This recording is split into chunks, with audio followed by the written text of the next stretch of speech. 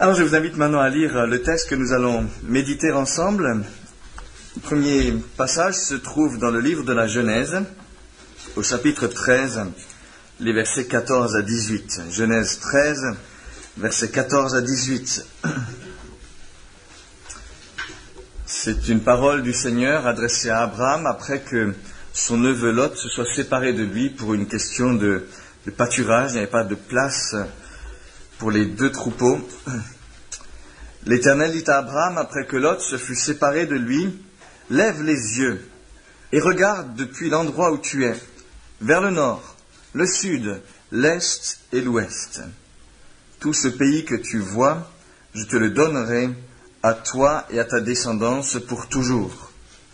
Je rendrai ta descendance aussi nombreuse que les grains de poussière de la terre.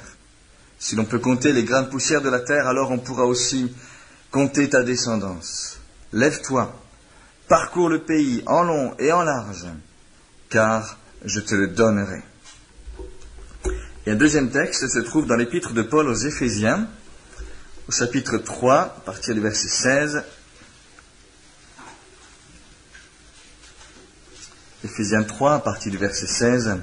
« Je demande à Dieu qu'il vous accorde, à la mesure de ses glorieuses richesses, d'être fortifiés avec puissance par son esprit dans votre être intérieur. Que le Christ habite dans votre cœur par la foi. Enraciné et solidement fondé dans l'amour, vous serez ainsi à même de comprendre avec tous ceux qui appartiennent à Dieu quelle est la largeur, la longueur, la hauteur et la profondeur. Oui, vous serez à même de connaître l'amour du Christ qui surpasse tout ce que l'on peut en connaître. Et vous serez ainsi remplis de toute la plénitude de Dieu. » Vous me permettrez, pour commencer notre méditation de ce matin, une petite confidence sur notre vie familiale, chez nous les User. Je dois vous avouer que je suis un peu en souci pour les deux plus jeunes membres de notre famille. Rassurez-vous, il ne s'agit ni de Florian ni de Mélodie, nos deux filles, mais il s'agit de Mandarine et de Groseille. Mandarine et Groseille, qui sont deux tortues de terre, qui sont venues agrandir notre famille. Enfin, agrandir est un grand mot, parce que la plus grande, Mandarine, mesure, si elle étire bien son cou, 9 cm et 3 mm, tandis que Cannelle, dans la même position, commence à taquiner les 6 cm. Alors, dès que nous les avons reçus, je leur ai aménagé un enclos. J'ai essayé d'éviter qu'elles ne soient trop à l'étroit. Alors, j'aurais fait un parc d'un mètre à peu près sur 70 cm, avec un petit abri, un coin repas, une petite zone de rocaille, et même pour l'été, une pataugeoire. Et j'ai calculé qu'à échelle humaine, ça devait équivaloir à peu près à un domaine de mètres carrés pour deux. Ça me semblait plus que correct. Alors parfois, il m'arrive de m'approcher de ce parc de Mandarine et de Groseille pour voir si elles sont bien, si elles ont à manger, si elles profitent de l'espace que je leur ai aménagé. Et c'est là que mon problème se pose. Parce que 9 fois sur 10, je les retrouve le nez planté dans un coin de l'enclos. Et s'escrimant à essayer de grimper le long de cet angle. Et souvent, ça leur pose des problèmes parce que dans la manœuvre, en essayant de grimper, elles se lèvent de plus en plus et elles se retrouvent sur le dos. Alors, avoir 500 mètres carrés pour soi tout seul et s'obstiner à s'enfermer dans un coin, à s'emmurer dans un angle sans horizon ni perspective. C'est pas triste, ça? C'est à craindre que ce tort ne les tue un jour. Alors, ce comportement de mes tortues m'a fait réfléchir, parce qu'il illustre, je crois, quelque chose de notre vie à nous aussi parfois. Parce qu'il me semble qu'il nous arrive à nous aussi parfois de nous enfermer, de buter toujours dans les mêmes angles de la vie, au point que cela nous bouche tout horizon. Cette attitude ne correspond pas à ce que Dieu souhaite pour nos vies. Paul, dans la prière que nous avons lue, demande en tout cas à Dieu comme quelque chose d'important pour nous chrétiens, que nous ne soyons pas de ceux qui, comme mandarine et groseille, se plantent dans un coin au lieu de saisir tout l'espace de vie que le Seigneur a préparé pour nous.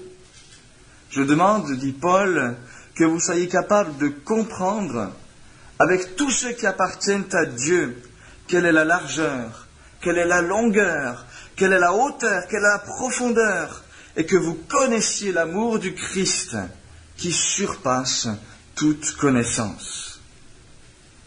Une prière qui prend du sens en face de bien des circonstances de notre vie, où nous nous bloquons, où nous restons bloqués dans un coin sombre et sans horizon, qui nous fait oublier les dimensions de ce que Dieu veut pour nous. Alors quelques exemples simplement de cette manière dont nous pouvons nous aussi faire comme les tortues et rester là, le nez dans notre coin. Perdre les horizons de vie de Dieu. Nous savons tous ce que veut dire se faire une montagne de quelque chose. Voilà que soudain on est comme écrasé. L'horizon est complètement bouché. Il n'y a plus que cela devant nos yeux.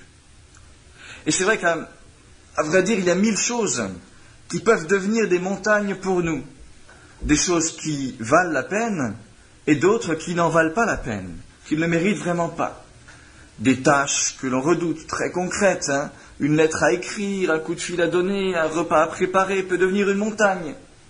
Parfois ce sont nos craintes qui deviennent des montagnes. Il y a aussi parfois des problèmes particuliers avec lesquels on lutte soi-même. On n'arrive pas à les surmonter, on lutte, mais on n'arrive pas à dépasser la situation. Et il peut sembler alors que toute la vie se réduise à ce problème avec lequel on se bat. Et puis il y a aussi parfois les difficultés réelles de la route.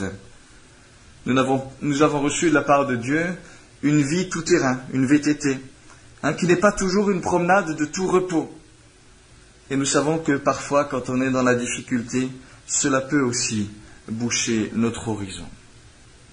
Donc se faire une montagne de quelque chose. Autre manière dont on peut se bloquer l'horizon, c'est en s'enfermant soi-même dans certaines attitudes. Et je crois que ces enfermements dans lesquels nous nous mettons peuvent parfois devenir comme des coins, comme des œillères que l'on va promener avec nous partout où on ira. 4 exemples qui me sont venus à l'esprit pour essayer d'illustrer cela. On peut parfois s'enfermer dans ces idées préconçues. Il y a un bel exemple de cela dans la Bible, très parlant. C'est l'exemple de Naaman, le général syrien. Voilà un homme qui a la lèpre. À l'horizon, pour lui, c'est l'exclusion, c'est une vie de paria. Mais il a une servante qui vient d'Israël, qui l'a prise dans une razzia. Et cette servante lui parle d'Élisée, le prophète, qui peut le guérir par la puissance de Dieu. Formidable! Quelle ouverture pour cet homme! La guérison est possible. Et donc voilà Naaman qui vient en Israël, il fait un long voyage et il arrive à la maison d'Élisée. Le prophète est à la maison, mais il envoie son serviteur venir au-devant de Naaman. Et son serviteur lui dit ce qu'il faut faire pour être guéri, se plonger 7 fois dans l'eau du Jourdain. Formidable! La délivrance est là, toute proche. Et là, c'est le drame. C'est le drame. Tout d'un coup, on voit Naaman, rouge de colère, taper du pied et faire demi-tour, être prêt à rentrer chez lui. Pourquoi? Simplement parce que les choses ne se sont pas passées comme il les avait imaginées. Voilà ce qu'il nous dit. Voilà, je me disais, le prophète sortira vers moi. Il se présentera lui-même devant moi. Il invoquera le nom du Seigneur, son Dieu. Il agitera sa main à l'endroit où je suis malade et il guérira ma lèpre. Naaman s'était imaginé un scénario de ce qui devait se passer. Ça a été différent. Il a refusé. Il s'est bloqué. Heureusement que ses serviteurs l'ont ramené à une autre vision des choses. Autrement, il serait resté bloqué. Et on peut l'imaginer certainement que toute sa vie, il serait resté à ruminer sur sa maladie, sur l'incompréhension des gens, sur sa mise à l'écart. Et tout cela pourquoi? Simplement parce que les choses ne s'étaient pas passées comme il les avait imaginées. Et je crois que parfois, nous pouvons nous aussi passer du temps à buter sur des murs simplement parce que nous refusons que les choses se passent comme nous les avons prévues ou pensées à l'avance. Et ça peut être une des raisons qui nous fait nous buter. On peut s'enfermer aussi dans un échec. Et trimballer toujours cet échec comme le coin contre lequel on va constamment se cogner la tête. Se considérer comme définitivement raté ou dévalorisé à cause de cet échec. Se sentir définitivement fragilisé aussi à cause de lui. Et c'est vrai que certains échecs sont tellement cuisants pour nous qu'ils peuvent nous poursuivre ainsi et nous bloquer l'horizon. On peut s'enfermer aussi dans un refus. On sait que Dieu nous demande quelque chose, mais on dit non. Et plus le temps passe, plus on se blinde. On essaie de se justifier, on s'aigrit, on se révolte, on devient cassant, irritable. Tout est occasion de s'énerver. On porte avec soi un mal-vivre qui gâche tout ce que la vie peut nous offrir. Pourquoi ? Parce qu'à la base, il y a ce refus qui nous coupe de Dieu et qui nous coupe un peu de nous-mêmes et de l'harmonie avec nous, qui nous déchire dans notre conscience. Comme le dit le Proverbe au chapitre 28, au verset 13, « Celui qui couvre ses transgressions ne prospérera point, mais celui qui les avoue et les délaisse, celui-là obtiendra miséricorde et pourra retrouver des perspectives, ajouterions-nous. » Enfin, dernier aspect, on peut se bloquer dans la routine, s'enfermer dans la routine, se dire que finalement, la vie est toujours pareille, sans intérêt, qu'il n'y a devant nous que du déjà-vu, rien qui ne puisse nous saisir, nous donner le grand frisson de la vie. Alors on pourrait évidemment rallonger la liste de tous ces enfermements possibles, de tous ces coins que nous pouvons mettre devant nous, mais je vais m'arrêter.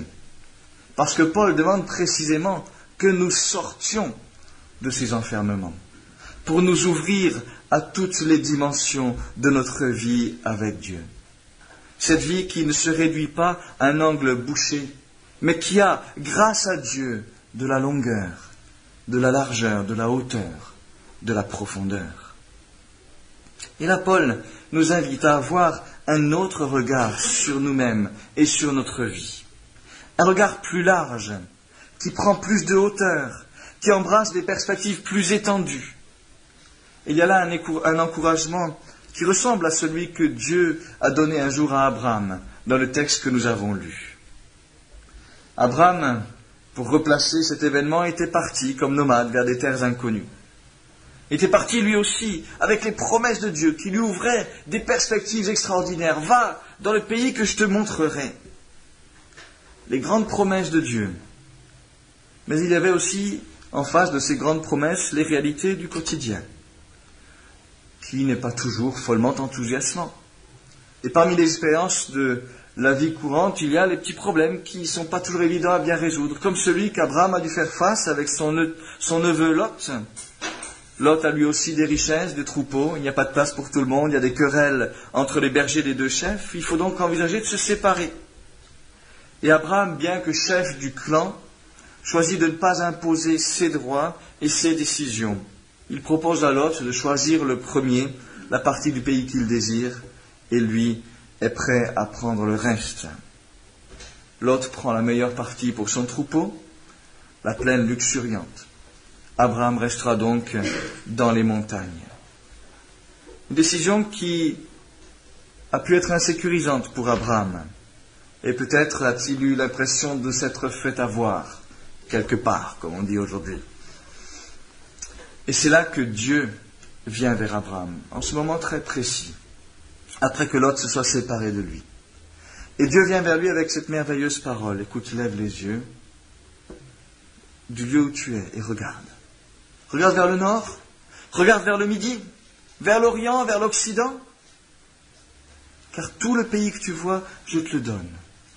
Alors maintenant, lève-toi, parcours ce pays, dans sa longueur, dans sa largeur, car je te le donne. Abraham, par son choix de paix et de générosité, s'est limité. Et il a pu lui sembler que, par l'attitude qu'il a prise à l'égard de Lot, son horizon, son espace se sont rétrécis. Mais voilà que Dieu, à ce moment précis, vient vers lui, pour lui révéler d'autres horizons. Ce qu'il a prévu, lui, pour Abraham, et qui dépasse de loin ce qu'Abraham pense avoir perdu. Notre vie peut avoir, elle aussi, ses étranglements. Les chemins de la fidélité sont parfois des chemins étroits, mais ces étranglements d'un moment ne veulent pas dire que ce que Dieu nous prépare est étriqué. Car derrière les passages étroits que Dieu permet pour notre vie, Dieu a en vue d'autres espaces qu'il nous prépare et qu'il nous donne. Lève les yeux et regarde. Connaissons-nous un passage étroit, difficile? Souvenons-nous toujours que ce passage étroit ne veut pas dire que les projets de Dieu pour nous soient étroits et étriqués. Si nous continuons à marcher avec Dieu dans ce passage et selon ses plans, ce passage pourra certainement être l'occasion d'arriver vers autre chose, où nous verrons comme Abraham qu'il y a tout un pays devant nous encore, tout un espace que Dieu nous prépare, car les projets de Dieu pour nous ne sont jamais épuisés, jamais épuisés. C'est comme quand on marche en montagne, on a parfois certains défilés, certains goulots très étroits, mais ces goulots peuvent parfois déboucher sur des paysages époustouflants que l'on n'attendait pas du tout. Et je crois qu'il y a vraiment là de quoi nous mettre en joie et nous réconforter. Et Paul lui-même est l'exemple vivant du réconfort que peuvent donner ces perspectives. Car où est-il lorsqu'il écrit cette épître aux Éphésiens qui invite les chrétiens à vraiment connaître dans la joie toutes les dimensions de l'amour de Dieu? Où est-il? En prison, entre 4 murs, sans horizon. Et ça fait quelques années que ça dure. Il se décrit lui-même comme le prisonnier du Seigneur, le prisonnier du Christ, presque comme on dit son nom. Voilà où il est. Et cette lettre de prison entre 4 murs est pourtant une lettre pleine de joie et pleine d'espace. Béni soit Dieu, qui nous a bénis de tant de bénédictions spirituelles, dit Paul, dans une phrase immense qui dévoile toute la richesse du plan de Dieu depuis avant la fondation du monde jusqu'à l'accomplissement des temps. Paul est enfermé par les hommes, mais son cœur, mais sa joie, mais son regard ne sont pas à l'étroit, ne sont pas confinés à l'espace de sa cellule. Il a le regard clair. Il parle de toute l'espérance qui s'attache à l'appel de Dieu. Il parle d'être puissamment fortifié par l'Esprit de Dieu dans notre être intérieur. Il parle d'être enraciné, d'être fondé dans l'amour du Christ, et ceci quelles que soient les circonstances. Et c'est lui aussi, le prisonnier, qui prie pour ses frères, pour que ses frères aient un regard élargi. Preuve que les murs et les barreaux, ils sont parfois en nous d'abord. Alors, est-ce hors de portée que d'avoir ce regard clair, adoptant les perspectives du Seigneur? Paul nous dit en tout cas qu'avec l'aide du Seigneur, c'est possible.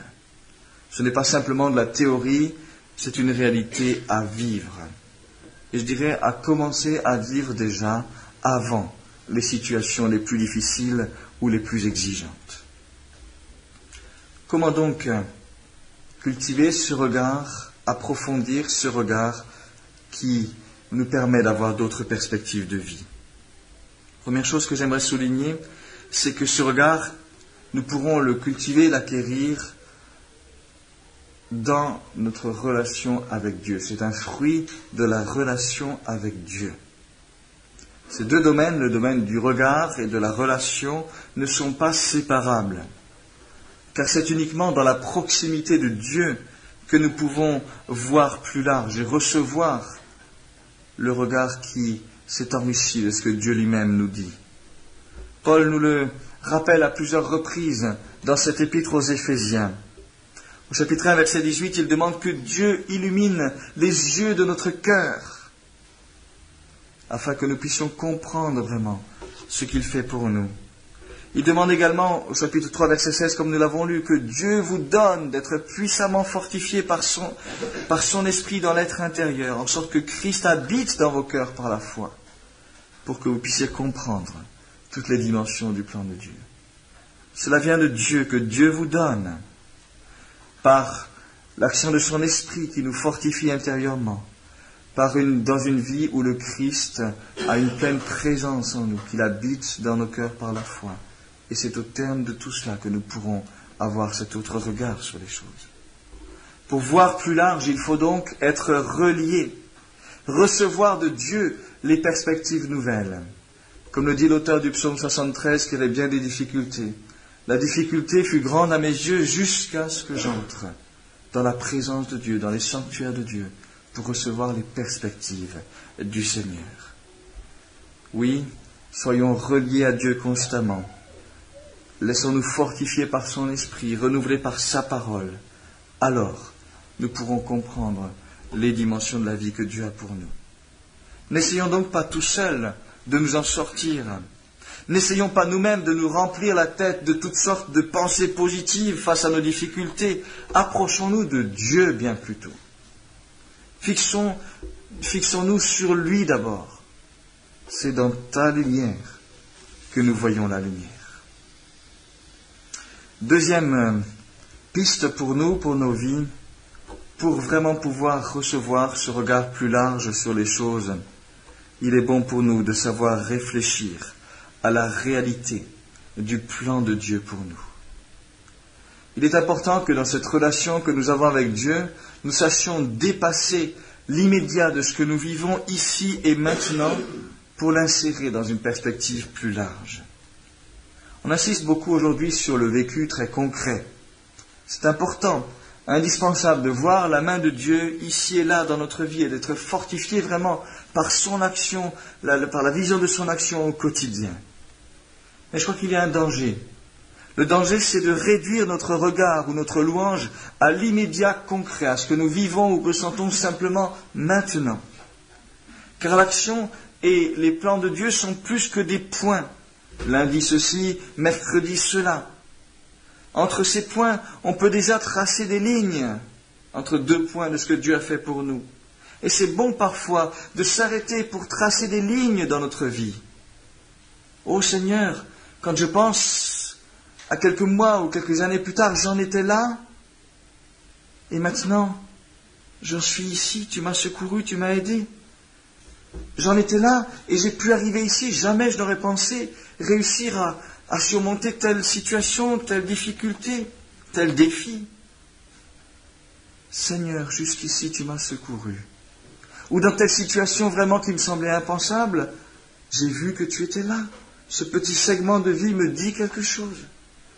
Entre des points de notre vie, nous pouvons tracer des lignes. Et ces lignes parlent beaucoup plus fort que les points.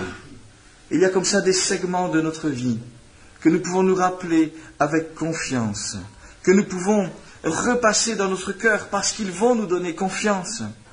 Et ils vont nous rappeler que, comme nous l'avons chanté, Dieu est riche, fidèle pour nous. Et puis, on peut même remonter un peu plus loin en arrière. Paul nous dit, souvenez-vous que vous étiez morts dans vos offenses autrefois. Et on peut penser à tout ce que Dieu a fait pour nous en nous sauvant, en nous cherchant là où nous étions. Nous l'avons dit aussi dans les textes que nous avons lus ce matin. Dieu qui a agi loin derrière pour nous sauver, nous faire échapper à la perdition, à une vie sans lui et sans espérance. Et là, on commence à mesurer quelque chose de la longueur du plan de Dieu. Que vous puissiez connaître la longueur du plan de Dieu pour vous. Bien plus qu'un point, mais des lignes que Dieu trace. Un exercice très intéressant et très bienfaisant à faire est de s'arrêter un moment, de prendre une feuille de papier et d'essayer de repenser notre vie jusqu'ici. Et c'est de voir quels ont été les moments très marquants de notre vie jusqu'ici. Tel moment.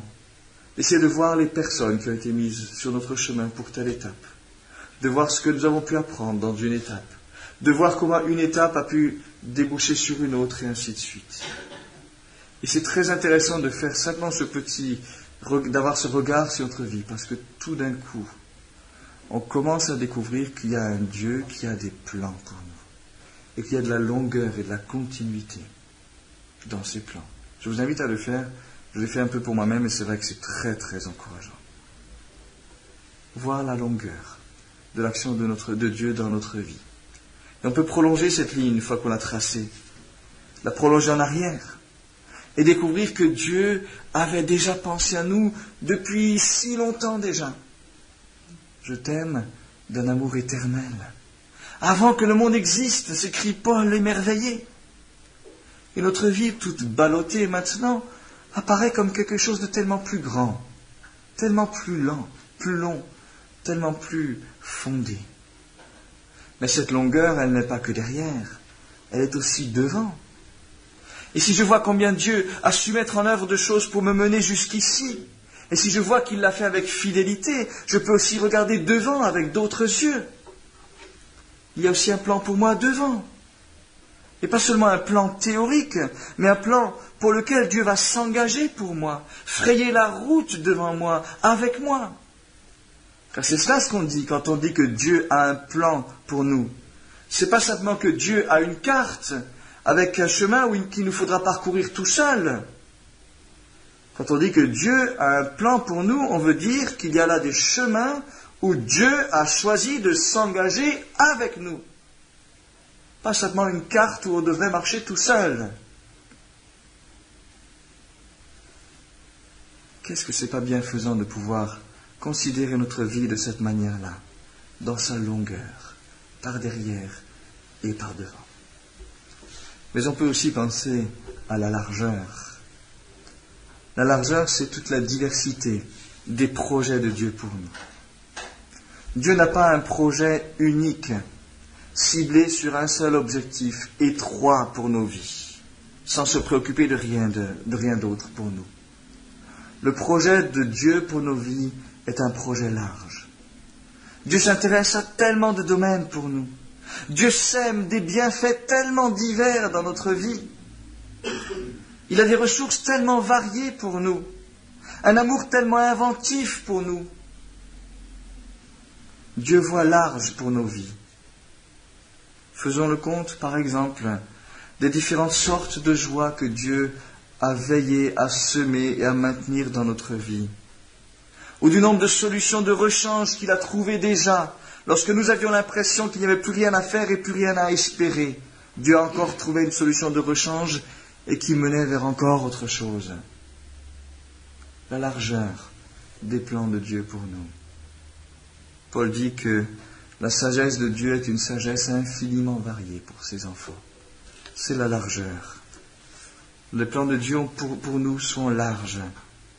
Cette largeur, on peut aussi la voir dans ce que Dieu a fait pour nos frères, nos sœurs, dans les témoignages que nous pouvons nous rendre les uns aux autres. C'est avec tous les saints, avec tous ceux qui appartiennent à Dieu, dit Paul, que nous pouvons voir aussi ces dimensions-là. Et il est bon de nous laisser aussi encourager par l'action de Dieu dans la vie des uns et des autres. Ne pensons donc jamais que parce que tel objectif de vie ne s'est pas réalisé pour nous, que cela a épuisé les possibilités d'avenir de Dieu pour nous. Le plan de Dieu est large. Si un objectif ne se réalise pas, Dieu garde des ressources pour nous. La longueur, la largeur. Mais que vous puissiez aussi prendre la mesure de la hauteur de ces projets de Dieu pour nous. La hauteur de ces plans, c'est d'abord de rappeler que ces plans ne se réduisent pas à notre vie à ras du sol. Les plans de Dieu incluent bien sûr les réalités terrestres très concrètes et immédiates, mais ces plans incluent aussi toute la dimension cachée, spirituelle, éternelle de notre vie. Et parfois, il nous arrive de donner peut-être un peu trop d'importance à ce qui finalement n'est que passager. Car la vie est bien plus que l'immédiat concret. La vie est bien plus que la nourriture, disait Jésus, seulement pour nous ouvrir aussi à cette perspective. Premier aspect donc de ce que veut dire la hauteur des plans de Dieu. Une dimension qui dépasse simplement les choses tout à fait concrètes. Mais je crois que la hauteur des plans de Dieu dit aussi probablement quelque chose de sa maîtrise des situations. Je ne sais pas si cela vous est arrivé déjà de voyager en avion. C'est très intéressant quand on survole un paysage en avion de voir tout l'espace commun, toute une grande région que l'on voit tout d'un coup. Et on imagine que là on voit vraiment combien on voit tout, une grande route d'un bout à l'autre, d'où va une chose, où elle conduit. Et c'est intéressant juste de faire à ce moment-là le contraste entre ce que l'on vit quand on est sur la même route. Sur la même route, on est là, on voit, il y a un virage, on ne sait pas ce qui viendra derrière, il y a une colline, on ne sait pas ce qu'il y a derrière. Et ça, c'est la vie telle que nous la vivons. Et c'est l'aventure que Dieu nous invite à vivre avec lui, avec tout ce que cela a aussi de fort et de positif. Mais Dieu, lui, a de la hauteur dans ses plans. Et Dieu, lui, maîtrise les choses de plus haut. Et là où peut-être nous ne voyons pas où peut nous conduire tel virage, ou tel creux, ou telle bosse, Dieu, lui, peut maîtriser, peut voir les choses de plus haut, et peut veiller sur nous de plus haut. La hauteur des projets de Dieu.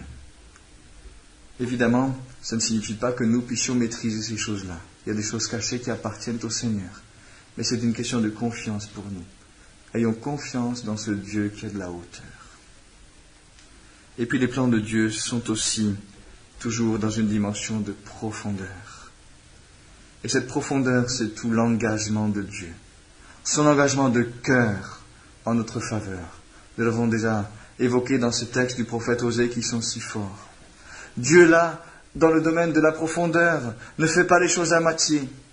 Quand il s'engage en notre faveur, c'est avec tout ce qu'il a, avec tout ce qu'il est, et avec chaque fois le meilleur de lui-même, qu'il agit pour nous.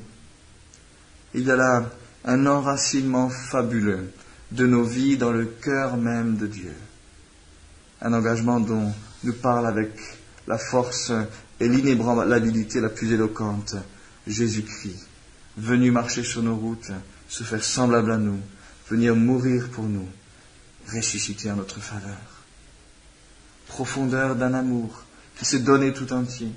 Profondeur d'un amour de toute éternité. Profondeur d'un amour qui s'est donné sans compter. Profondeur d'un amour si persévérant.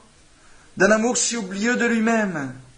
Profondeur d'un amour capable de tant de relance, alors que de notre côté, la réponse est parfois bien tiède. Oui, nous sommes vraiment accrochés dans le cœur de Dieu. Et c'est l'enracinement, c'est la fondation de notre vie dans ce monde. Une certitude qui demeure, qui peut demeurer, quoi qu'il arrive. Alors, chers amis, laissons Dieu nous prendre par la main, comme Abraham autrefois. Laissons-le nous prendre et nous dire, tiens-toi ici, là où tu es maintenant, et regarde, et regarde. Laissons-le nous montrer le pays qu'il tient encore, en réserve pour nous, et les dimensions de son action, et de ses intentions pour nous. Mais si nous sommes forts de ce regard, écoutons aussi la parole qu'il a adressée à Abraham. Car il a dit à Abraham non seulement « regarde », mais il a dit maintenant « lève-toi ». Lève-toi et parcours ce pays, en long, en large. Marche sur cette route que j'ai préparée pour toi. Regarde et maintenant lève-toi. Que nous puissions continuer avec ces perspectives notre route, un peu plus fort, et le regard en joie. Amen.